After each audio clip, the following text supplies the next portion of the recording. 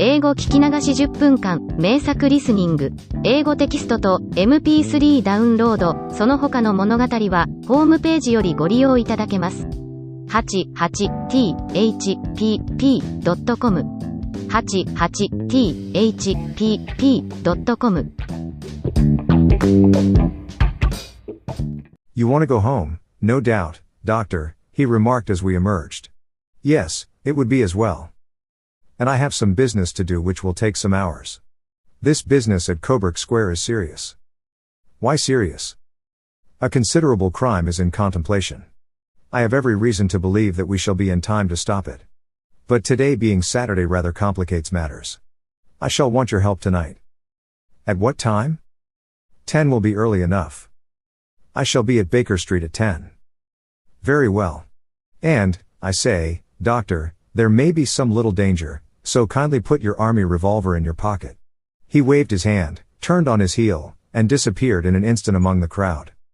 I trust that I am not more dense than my neighbors, but I was always oppressed with a sense of my own stupidity in my dealings with Sherlock Holmes.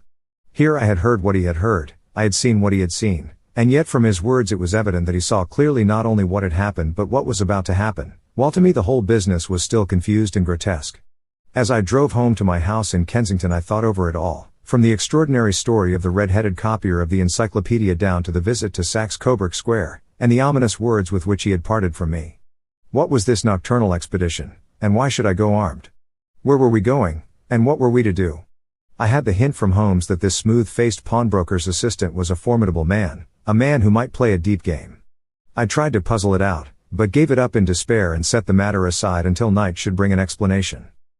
It was 9:15 when I started from home and made my way across the park, and so through Oxford Street to Baker Street.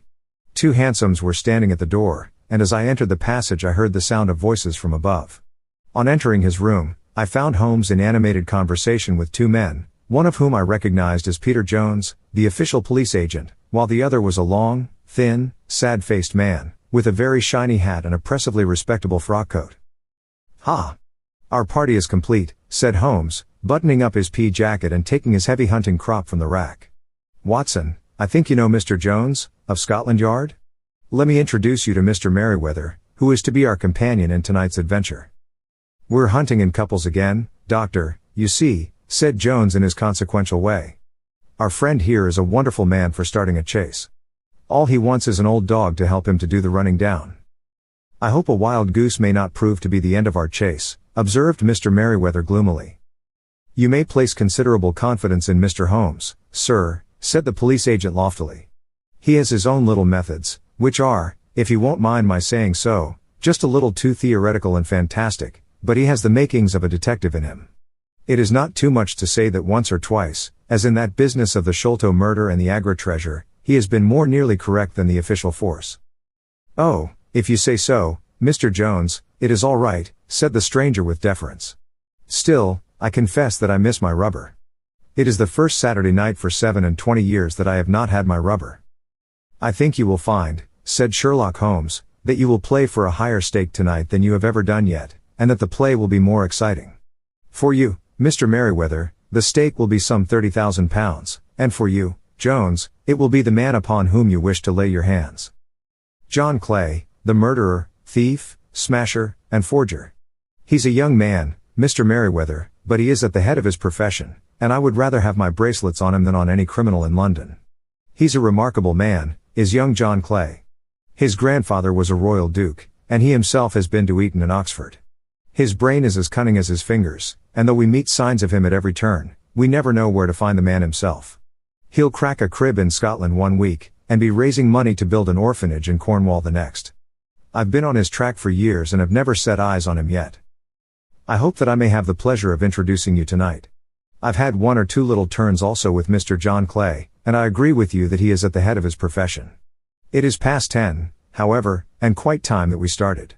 If you two will take the first hansom, Watson and I will follow in the second."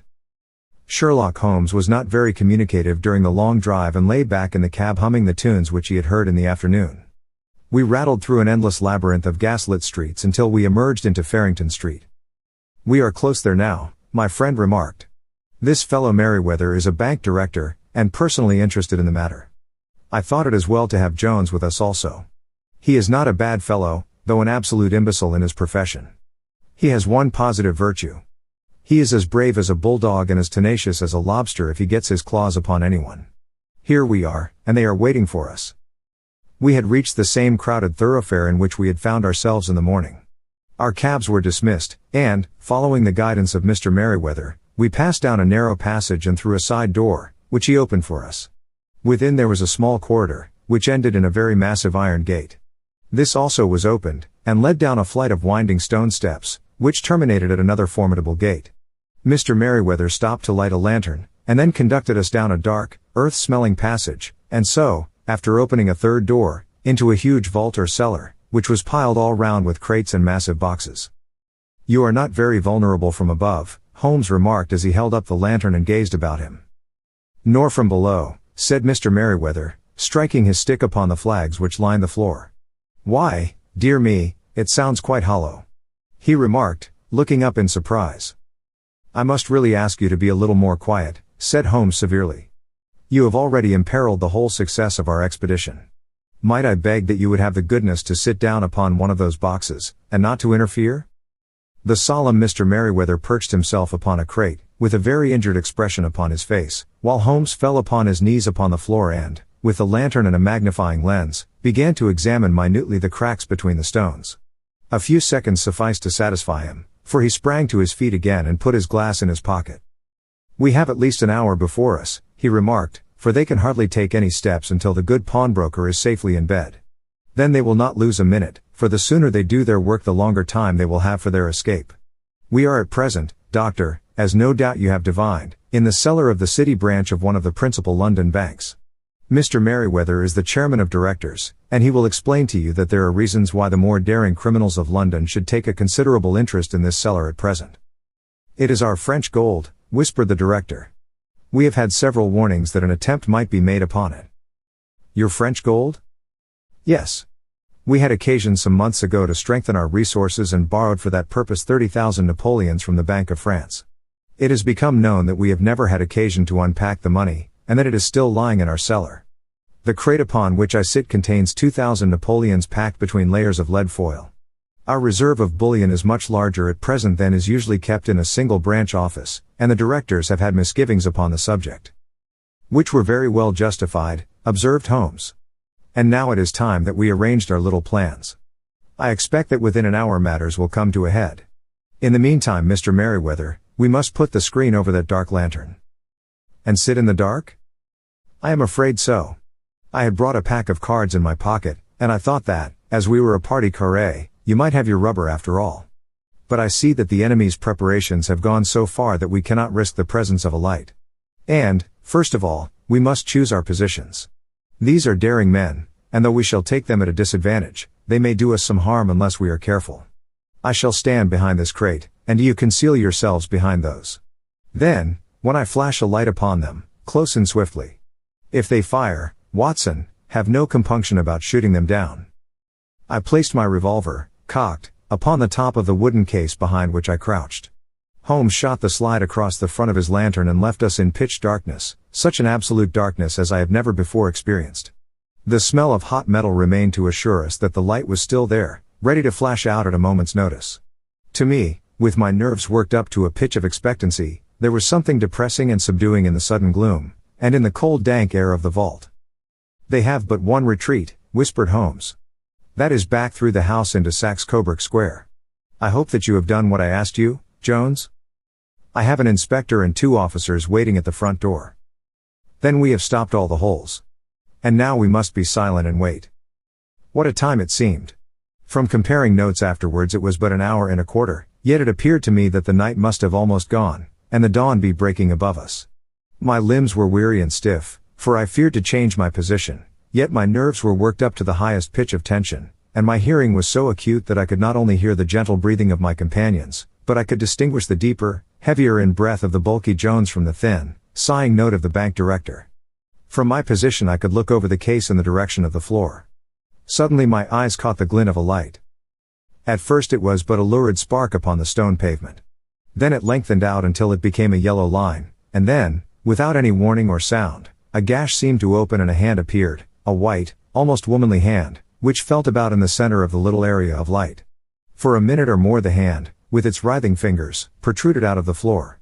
Then it was withdrawn as suddenly as it appeared, and all was dark again save the single lurid spark which marked a chink between the stones. Its disappearance, however, was but momentary. With a rending, tearing sound, one of the broad, white stones turned over upon its side and left a square, gaping hole, through which streamed the light of a lantern. Over the edge there peeped a clean-cut, boyish face, which looked keenly about it, and then, with a hand on either side of the aperture, drew itself shoulder-high and waist-high, until one knee rested upon the edge. In another instant he stood at the side of the hole and was hauling after him a companion, lithe and small like himself, with a pale face and a shock of very red hair. "It's all clear," he whispered. "Have you the chisel and the bags? Great Scott! Jump, Archie, jump, and I'll swing for it." Sherlock Holmes had sprung out and seized the intruder by the collar. The other dived down the hole, and I heard the sound of rending cloth as Jones clutched at his skirts. The light flashed upon the barrel of a revolver, but Holmes' hunting crop came down on the man's wrist, and the pistol clinked upon the stone floor. "It's no use, John Clay," said Holmes blandly. "You have no chance at all." "So I see," the other answered with the utmost coolness. "I fancy that my pal is all right, though I see you have got his coat-tails." "There are 3 men waiting for him at the door," said Holmes. "Oh, indeed. You seem to have done the thing very completely. I must compliment you." "And I you," Holmes answered. "Your red-headed idea was very new and effective." "You'll see your pal again presently," said Jones. "He's quicker at climbing down holes than I am. Just hold out while I fix the derbies." "I beg that you will not touch me with your filthy hands," remarked our prisoner as the handcuffs clattered upon his wrists. "You may not be aware that I have royal blood in my veins. Have the goodness, also, when you address me always to say sir and please." "All right," said Jones with a stare and a snigger. "Well, would you please, sir, march upstairs, where we can get a cab to carry your highness to the police station." "That is better," said John Clay serenely.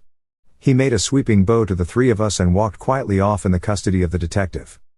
"Really, Mr. Holmes," said Mr. Merriweather as we followed them from the cellar, "I do not know how the bank can thank you or repay you. There is no doubt that you have detected and defeated in the most complete manner one of the most determined attempts at bank robbery that have ever come within my experience." "I have had 1 or 2 little scores of my own to settle with Mr. John Clay," said Holmes. "I have been at some small expense over this matter, which I shall expect the bank to refund, but beyond that I am amply repaid by having had an experience which is in many ways unique, and by hearing the very remarkable narrative of the Red-Headed League.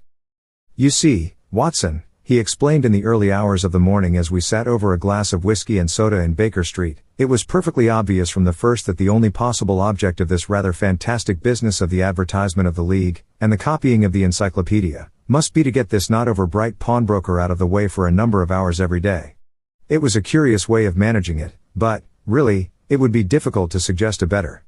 The method was no doubt suggested to Clay's ingenious mind by the color of his accomplice's hair. The £4 a week was a lure which must draw him, and what was it to them, who were playing for thousands? They put in the advertisement, one rogue has the temporary office, the other rogue incites the man to apply for it, and together they managed to secure his absence every morning in the week. From the time that I heard of the assistant having come for half wages, it was obvious to me that he had some strong motive for securing the situation. But how could you guess what the motive was?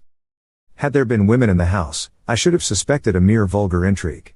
That, however, was out of the question.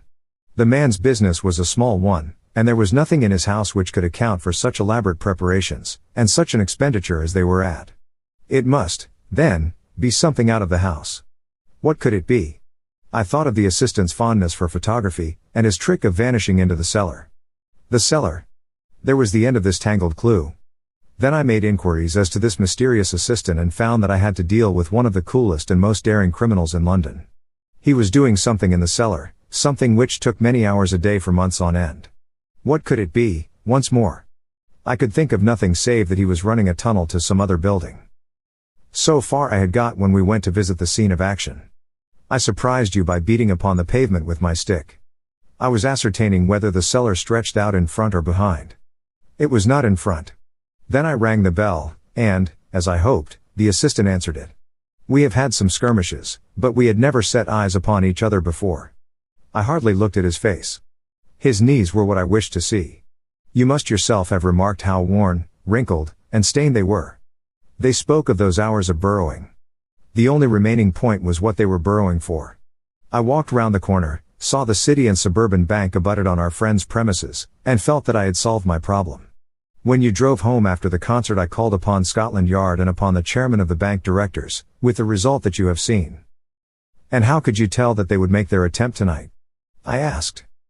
Well, when they closed their league offices, that was a sign that they cared no longer about Mr. Jabez Wilson's presence, in other words, that they had completed their tunnel.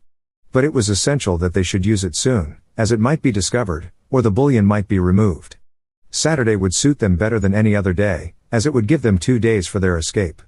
For all these reasons I expected them to come tonight. You reason it out beautifully, I exclaimed in unfeigned admiration. It is so long a chain, and yet every link rings true. It saved me from ennui, he answered, yawning. Alas! I already feel it closing in upon me. My life is spent in one long effort to escape from the commonplaces of existence. These little problems help me to do so. And you are a benefactor of the race, said I. He shrugged his shoulders. Well, perhaps, after all, it is of some little use, he remarked. L'homme c'est rien, l'ouvre c'est tout, as Gustave Flaubert wrote to George Sand.